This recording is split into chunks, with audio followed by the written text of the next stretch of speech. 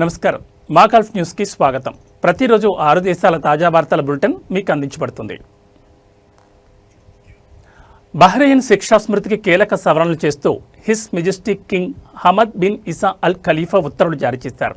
నిర్లక్ష్యంగా వ్యవహరించి మరణానికి లేదా శారీరక హాని కలిగించే సంఘటనలపై ఇకపై కఠినమైన శిక్షలు విధించనున్నారు. సవరించిన ఆర్టికల్ 342 ప్రకారం నిర్లక్ష్యం మరొక వ్యక్తి మరణానికి కారణమైన వ్యక్తికి జైలు శిక్ష లేదా జరిమానా విధించవచ్చు.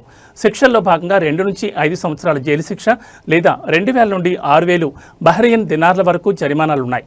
వృత్తిపరమైన నిర్లక్ష్యం, బాధితుడికి సహాయం చేయడంలో వైఫల్యం వల్ల మరణం పెరిగిన సందర్భంలో శిక్షలు పెరుగుతాయి. మరణాలు పెరిగితే జైలు శిక్ష 7 సంవత్సరాల వరకు పొడిగించవచ్చు. 10,000 దినార్ల వరకు జరిమానా విధించబడుతుంది.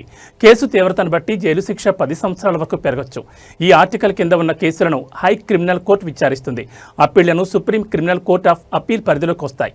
అదేవిధంగా శారీరక హాని కలిగించేలా వ్యవహరించే వారికి 1 సంవత్సరం వరకు జైలు శిక్ష లేదా 200 దినార్ల వరకు జరిమానా విధించవచ్చని ఇప్పుడు ఆర్టికల్ 343 నిర్దేశిస్తోంది. వృత్తిపరమైన నిర్లక్ష్యం, సహాయం అందించడంలో వైఫల్యం వల్ల శాశ్వత గాయం లేదా హాని జరిగితే 1 నుంచి 5 సంవత్సరాల జైలు శిక్ష లేదా 8,000 దినార్ల వరకు జరిమానా విధించవచ్చు.